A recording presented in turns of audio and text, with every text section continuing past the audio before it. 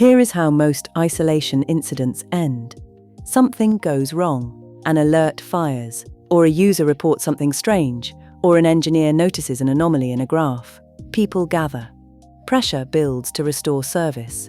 Someone restarts the affected containers. The metrics go green. The incident channel goes quiet.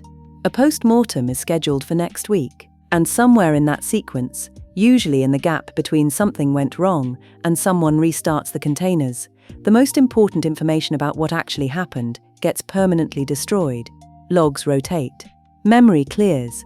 Ephemeral instances terminate. The evidence that would have explained the mechanism, confirmed the scope, and determined whether the failure mode is still present in the system, gone. Not because anyone made a bad decision, because restoring service was the priority. And restoring service first is the instinct every engineer has been trained toward.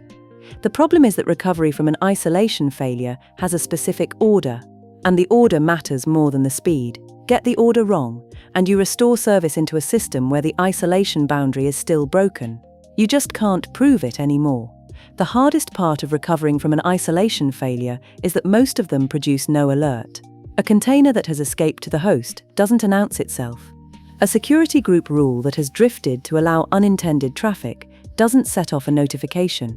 A side channel attack extracting data from a neighboring tenant generates no error in any log.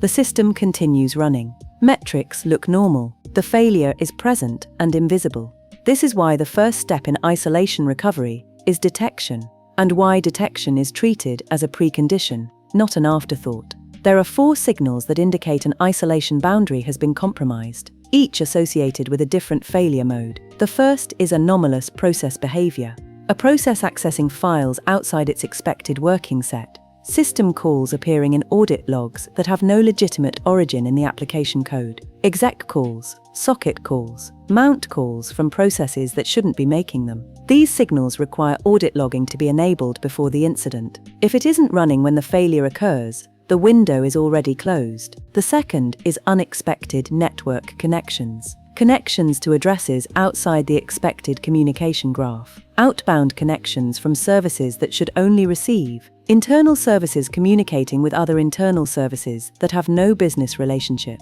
These appear in VPC flow logs, in network-level observability tools, in firewall logs, but only if those logs are being captured and retained with sufficient granularity, enough to reconstruct which process initiated which connection and when. The third is configuration drift from known good state. Security groups that have rules that weren't there in the last validated snapshot. Network policies that allow traffic that the current architecture diagram says should be blocked. IAM policies with permissions that weren't explicitly granted. This signal doesn't require the failure to have produced any observable effect. It just requires a baseline to compare against, which most teams don't maintain. The fourth is timing and performance anomalies. Latency that doesn't correlate with traffic. CPU usage in kernel space that spikes without a corresponding application-level cause. Memory access patterns that are inconsistent with the expected workload. These are the signals associated with side channel activity, and they're the hardest to detect, because they require infrastructure-level metrics that most monitoring stacks don't collect by default. The uncomfortable implication is that whether you can detect an isolation failure depends almost entirely on decisions you made before it happened. The logging configuration, the baseline, snapshots, the network flow retention, the audit policy. If those weren't in place, step 1 isn't detect. It's acknowledge that you cannot fully determine what happened or whether the failure is resolved. Once you have a signal that an isolation boundary has been compromised, the next instinct is to fix it. Patch the vulnerability. Remove the misconfigured rule. Restart the affected service. Resist that instinct for as long as operationally possible. Every remediation action destroys forensic state. Restarting a container clears its runtime memory, including any in-memory evidence of what a successful escape looked like, which processes were spawned, what files were accessed. Patching a misconfiguration removes the rule that caused the exposure, but also removes it from the running configuration, where it could be compared against change history. Terminating an instance removes the filesystem state, the process table, the open file descriptors, everything that would have allowed you to reconstruct the scope of the breach. Before remediating, snapshot, capture the current state of every affected instance. memory dumps if the tooling supports it, file system snapshots at minimum. Capture current network flow logs. Export them before log retention windows close. Export the current state of every security group, every network policy, every IAM policy in the affected environment. Capture process lists, open network connections, active file handles. This is not a security team only concern. It's an engineering concern, because the questions that matter most after an isolation incident cannot be answered without preserved state. What was the scope? What data was accessible? Has the failure mode been fully closed? If the state is gone, the answers are gone with it. The operational tension here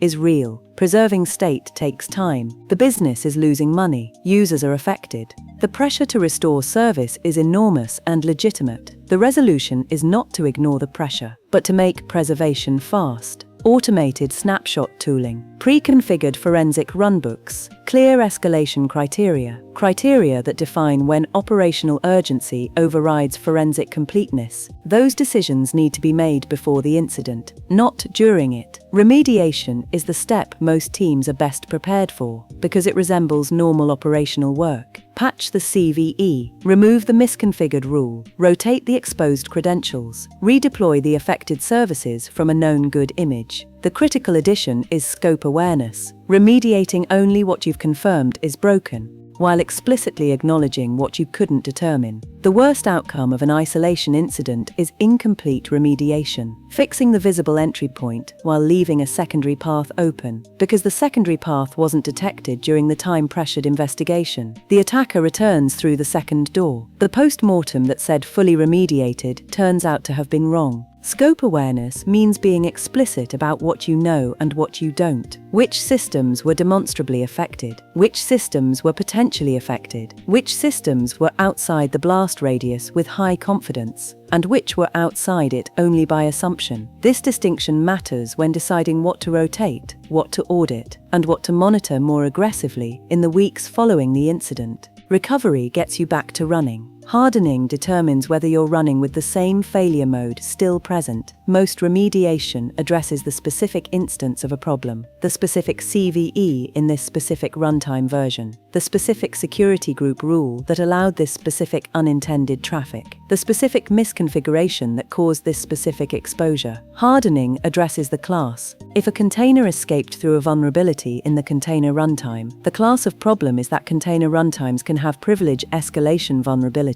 The hardening response is not only to patch this version, but to ask what paths allow a container to reach the host in this environment, and which of them depend on the runtime being defect-free, and what controls can be added that don't depend on the runtime being perfect. If a security group drifted to allow unintended traffic, the class of problem is configuration drift from original intent. The hardening response is not only to correct this rule, but to ask what process caused the drift, and whether the same process governs other security groups in the environment. The shift from instance to class is the difference between a team that repeatedly experiences the same category of incident and one that doesn't. The specific incident doesn't recur, but the class does. Until the class is addressed, recovery from an isolation failure has 4 steps in a specific order: detect, preserve, remediate, harden.